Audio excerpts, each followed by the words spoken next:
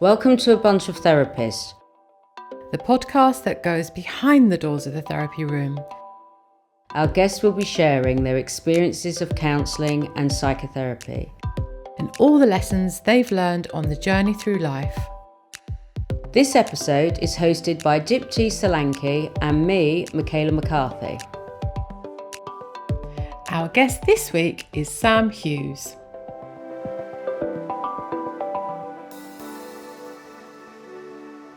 Welcome to the podcast, Sam. Thanks. We'd love to know a little bit about your journey into therapy. Yeah, so I went to art college in my early 20s, and I loved art and I loved doing art, but I struggled with it really because I just was very unconfident, and I would crumble really if I had any criticism at college, and so it kind of hampered my time at college because a lot of the time I was suffering. Even though I loved what I was doing, I was finding it hard to see that what I was doing was any good. And I was overly reliant on good feedback from tutors. So it was hard. It was a struggle. Yeah, so really looking for a lot of external validation and not sure of what was it that you weren't sure of? I just don't think I had a sort of internal sense of worth, really. Okay. And I don't think I knew that at the time. But I could see that other people didn't struggle as much with that other people were more confident or seemed to have something a bit more solid inside them. I felt very fragile. If things went badly in the external world, then I would crumble inside. Okay, so it was seeing how other people were responding to the same experiences you were having that made you realise what? Other people seemed more robust and didn't, weren't annihilated by the same things I was. Okay. I think other people looked like they felt better. Okay.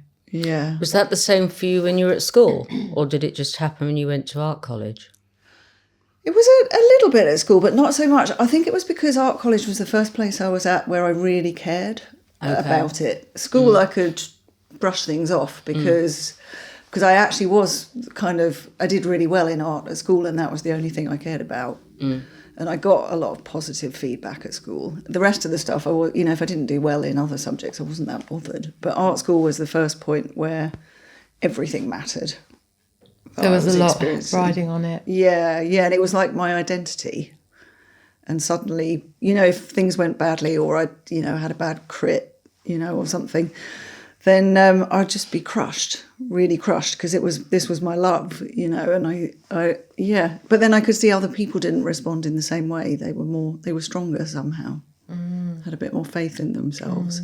When you went to art school, what was your ambition? Did you have one? Yeah, I wanted to be a designer. I was a textile designer, so design prints for fabrics. Okay. Yeah, which I did. I did that for 20 years.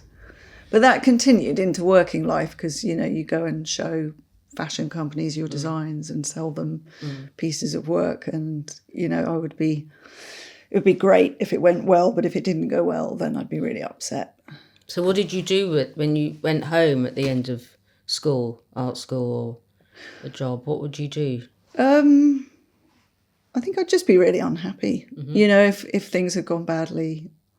I didn't really have any resources to sort of build myself up again or to feel good again. I think I would sort of globalise, like if the day had gone badly, I was rubbish. That meant I was rubbish at everything.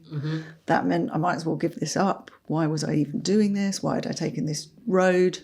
I should have known this was going to happen, So you didn't really need anyone to criticise you. You done it all by yourself, really well? Yeah, sometimes. Yeah.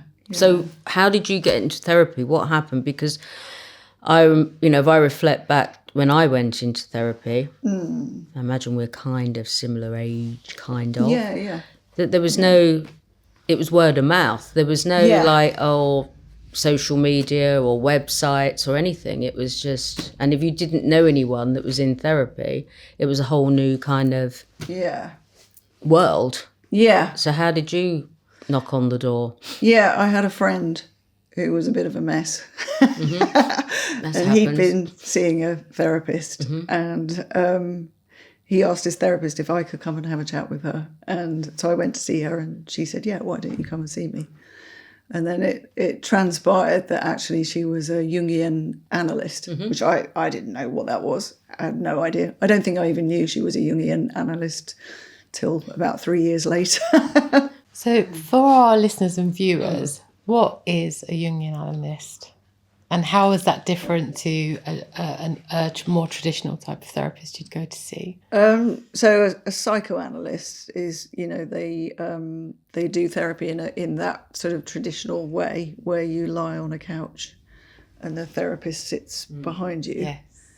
And it's about sort of tapping into unconscious feelings. Okay, so talk to us about when you went into this therapy session, and yeah, and she said, "Oh, would you like to lie on the couch?" And I was like, "What?"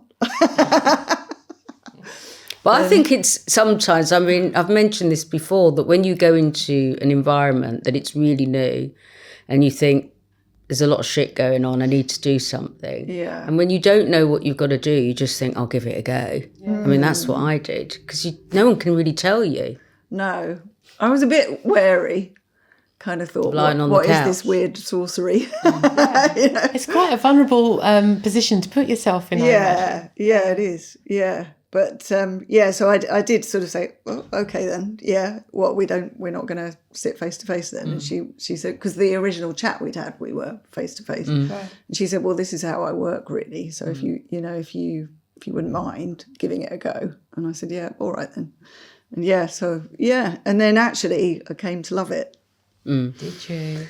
Yeah. What did you love about it?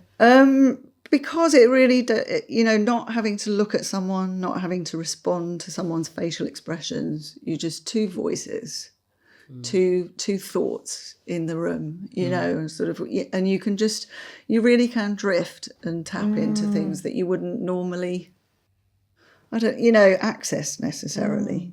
I imagine it's less confronting than seeing someone and doing it face to face as well. Yeah. I mean, it could be confronting at times, the therapy, but it was very much about, I guess it's more about your thoughts and about the therapist's thoughts and about the interchange between those two things. So, and it just allows you, like if you want to be quiet, you don't worry about it. I would be quiet a lot, because I'd find it hard to kind of settle into the session. And then, and she would wait and wait and wait for me to start talking. And then after a bit, she might go, or something like that, to try and...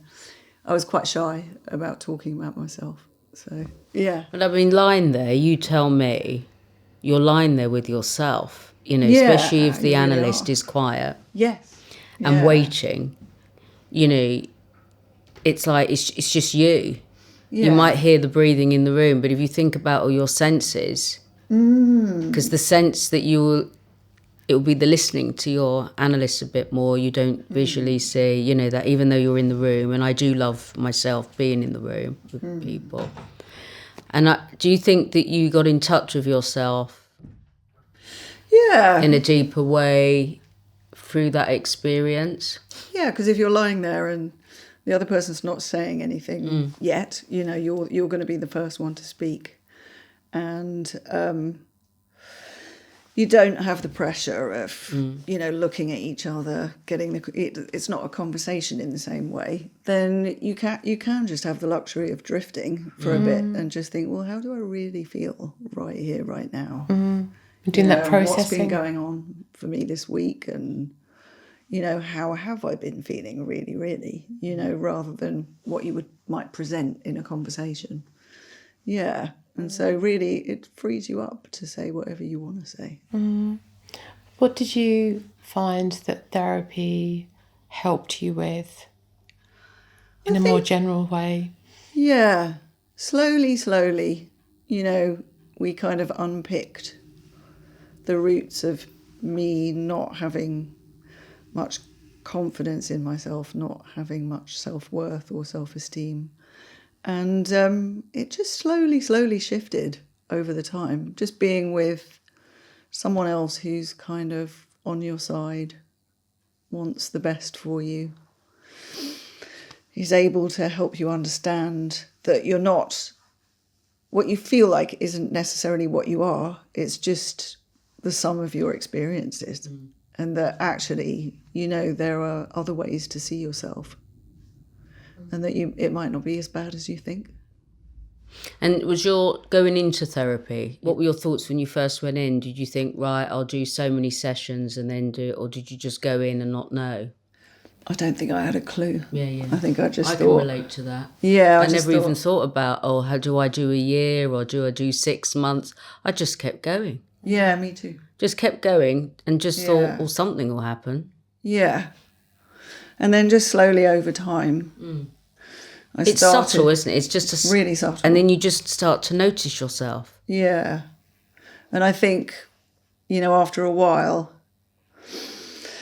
you know, I would come in with all my worries and my fears and my woes and my feelings about myself, and they would initially kind of be mended by the therapist, you know, that they would be the therapist would kind of take them from me and mend them a little bit and give them back. And then...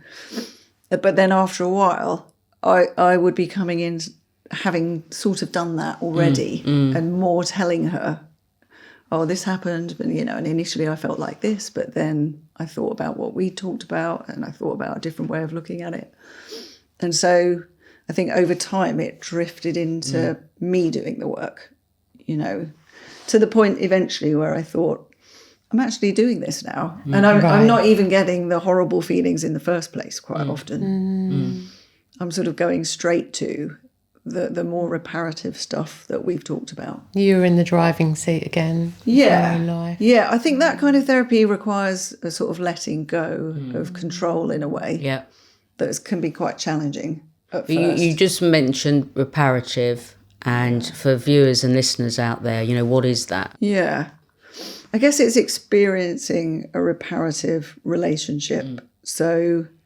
Like a reparenting. A little bit, yeah. Yeah, like having a, you know, kind, loving, compassionate person with you, alongside you, while you absorb that, really. And it begins to become a part of yourself. So you begin to feel kind, compassionate, caring about yourself, where there may have been an absence of that before. And I think so many of us carry a very, very strong inner critic. Yeah. You know, and I think so many people listening and watching this will be able to kind of resonate with that. Yeah. And what I'm hearing from you is that you were able to kind of quieten that part of you down and let another side kind of emerge. Yeah, exactly that. You know, the critical part that used to sort of come down on you whenever anything bad happened or anything didn't work or went wrong or relationships weren't working, that gradually faded. And then there was a more kind, compassionate voice in my head instead, you know, that had been created in the sessions, really. With this therapist, how long did you stay with her? Several years, yeah. Yeah, it was a long process. Because, you know, some people, we do have quite a lot of short-term therapy, and I'm not knocking it, because I think it gets you in, and some people might have an issue that they want to work on. But I think when it's something more deep-rooted, it does take a long time, because it is a process. And I think people really do need to understand that, that it can take years. Yeah. And then you sort of wake up one day and you think, Yeah. I think if you're looking for sort of core change, you know, in how you feel about yourself, I think that needs time. Yeah. Because you bring yourself as you are, you know, and that has to kind of sit in the therapy for a while, and you have to kind of understand, you know, where that's come from, how you relate to other people, how you see yourself. And then, you know, change sort of starts to be generated in the therapy. But then there's a big phase of sort of, you take these new thoughts out there into your real world. And there's lots of shifting that goes on there, because you question the way you react to things. It needs time to sort of settle in, a different way of seeing yourself, a different way of approaching relationships. You might have friendships that change, some that end, because they're based on, how you have been, and you're wanting to be something a little bit different. And that can be difficult, I think. Yeah, you're changing. Especially when you go down a journey of being in therapy and longer term therapy. Yeah. And then even changing as a therapist. It's not that you lose all friends, but you change and they remember you the way you were before. And it's not that you were bad, it's just that you were different. And they're used to a certain dynamic with you. Yeah, and it's difficult to sort of be that way because you're not that way anymore. Yeah. You can reminisce and sort of go and think, but how long do you need to do that, Yeah, because I think I was a great listener.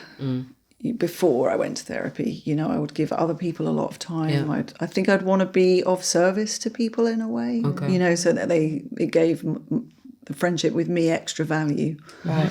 And I think I took my foot off the pedal on that and just wasn't necessarily wanting to be that for everybody anymore. And some friendships, are good, and people they don't mind that you're changing, and they're willing to kind of see you in a new way. Other friendships, they want what they had, and you might not be offering the same things anymore.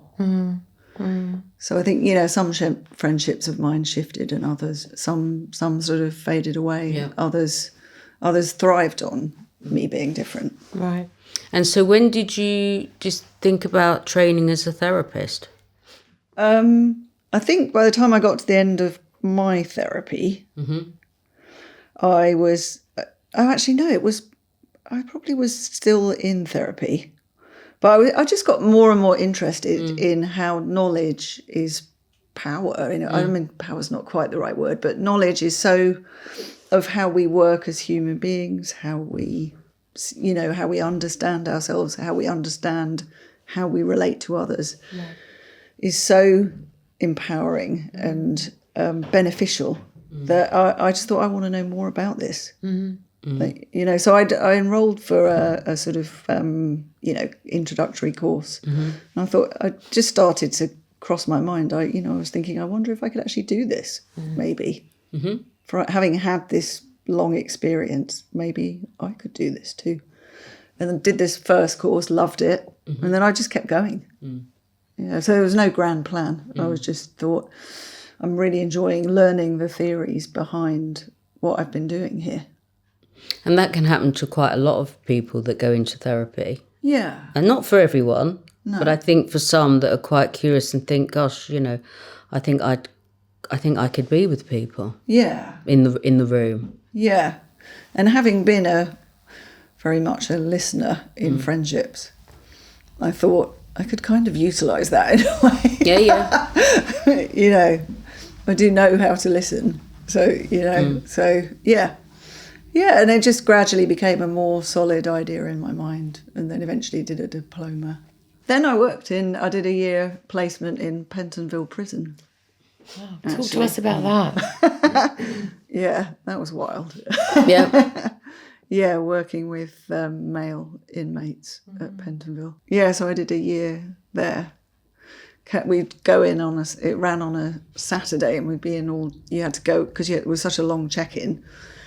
You'd go in for the whole day. Yeah. And then, we worked, there was a group of us that worked with male inmates, whoever wanted to volunteer for the service. And you'd have, I think it was about 12 sessions. But working with murderers, housebreakers, all sorts, really. What was it like for you to get into their life? Because when you get into a life of someone who's been involved in criminal activity or even murder, you hear the full picture of their life, not just what they did. Yeah. And they're very different in the room. Yeah. On the whole, I thought they were lovely people, and that they'd all had really difficult lives. Yeah. Yeah. You know, really difficult family situations, really difficult circumstances. And, and some of them were trying to find another way, you know. And, it was very rewarding work, actually. It was lovely. Yeah. But sometimes, you know, wanting to have a different life, is difficult when you've normalised a life that you've grown up in and you don't know any different. And then you're in prison and you're with many other people, and then that becomes quite normalised, and then you get released and then you go back what you did before. Yeah. Yeah, some people had done things that were not, you know,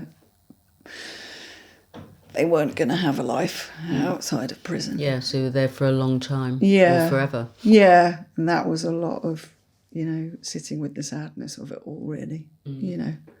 And then other people, you know, were going to be released, and, you know, and the work was a lot around how they were going to try and make a life, you know, that wouldn't mean that they ended up back in prison. Some one or two would go out, do something to get themselves back in prison. There are some prisoners, as you say, that won't really have much of a release or won't be released. And they are inevitably going to be sitting with so many different emotions. Maybe, for example, you know, a sadness and heartbreak at where their life is. How do you work with people to get them to accept and be with whatever difficult emotions they're sitting with? I think it's about meaning. How do we find some sense of meaning in that person's life? Wow. And how does that person find meaning going forward? And especially with a problem that can't be fixed. Yeah, because in a way, you know, your circumstances are what they are, but who do you want to be in those circumstances? Yeah. I mean, what comes to mind when you say that is, I mean, it is a type of loss. It's a loss of total freedom. Yeah. And it's how do you find meaning and purpose in that? Yeah, so your life might be limited in some way. Right. But how do you create a life with meaning within that?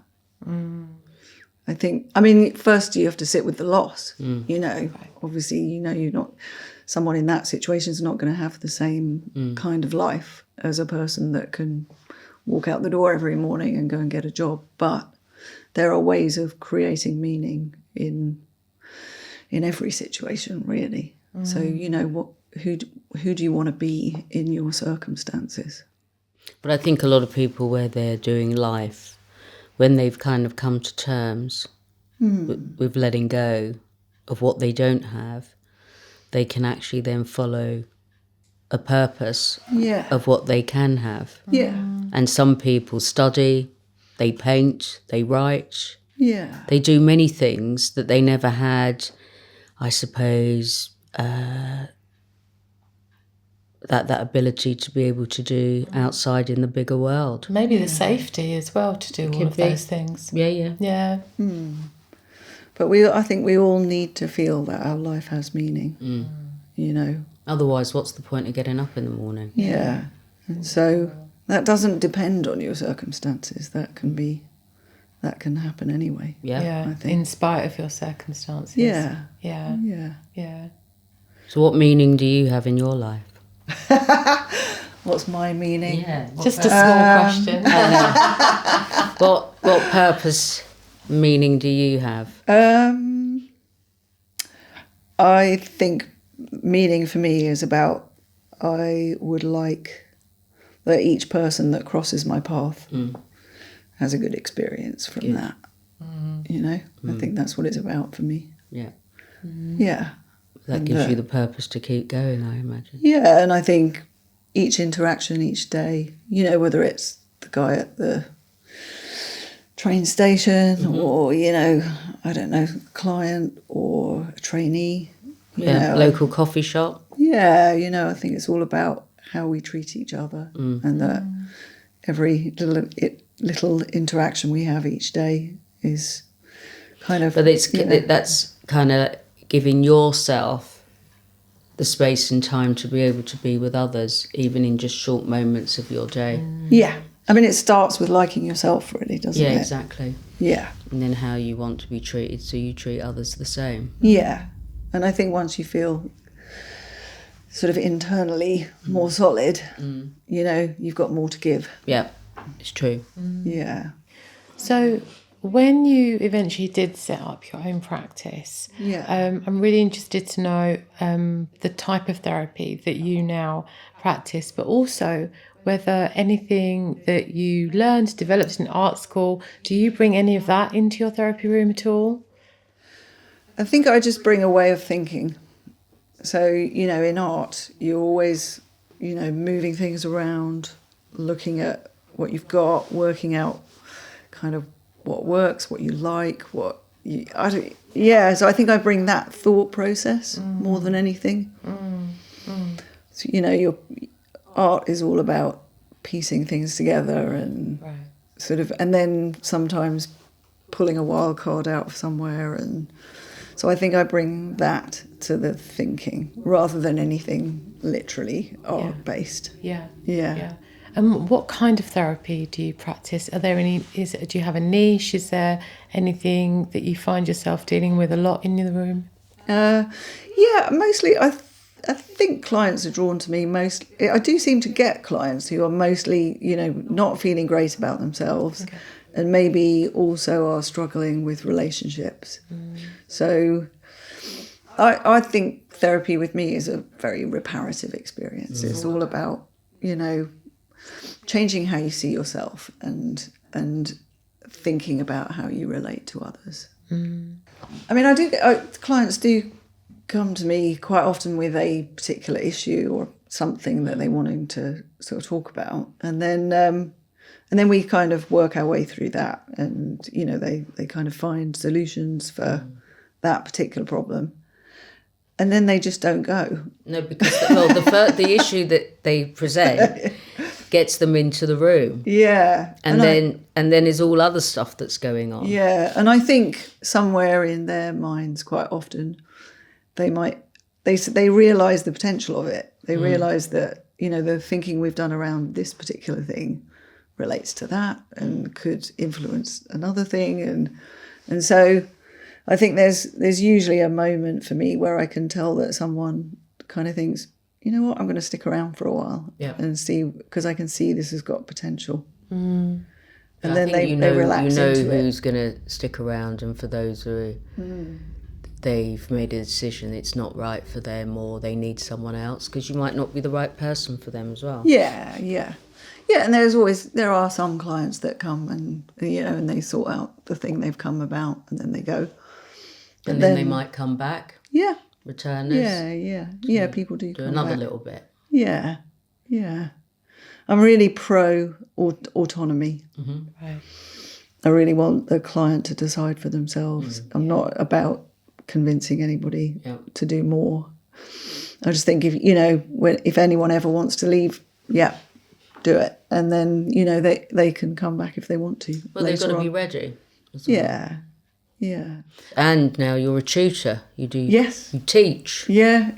So you're with the newbies yes. before they even start placement. Yeah. So I teach the psychodynamic module at the Awareness Centre and the object relations and attachment modules, which are my real loves. Now you might need to tell the viewers and listeners what that is.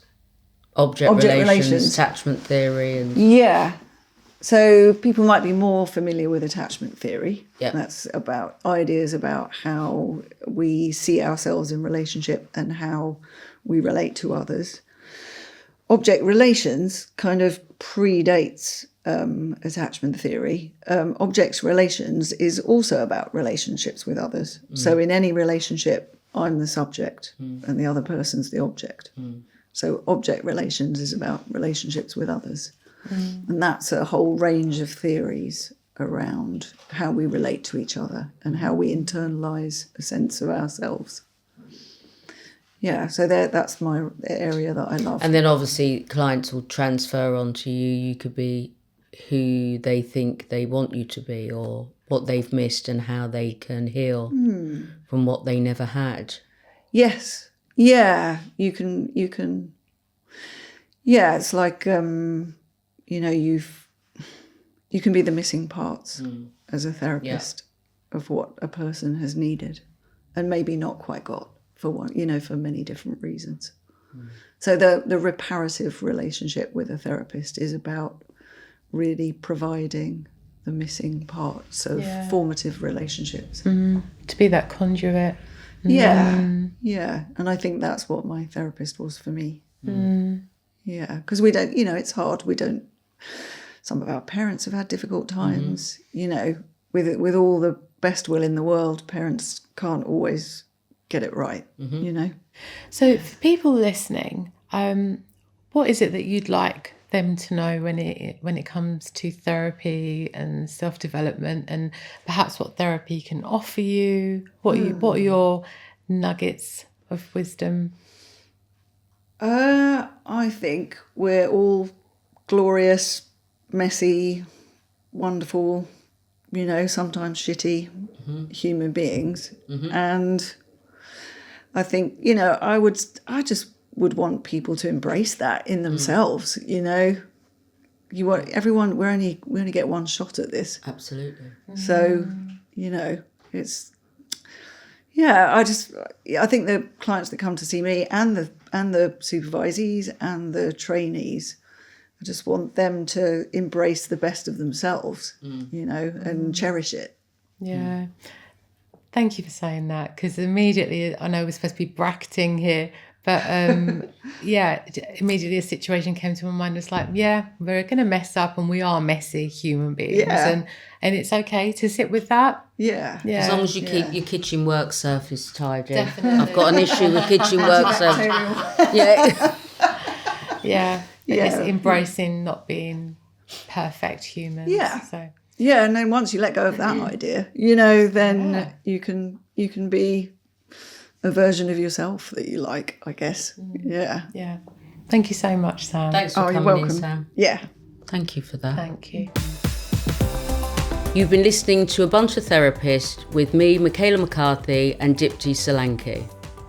If you enjoyed this episode, please subscribe, rate and review. And don't forget to follow us on our socials to keep up to date with all of our news.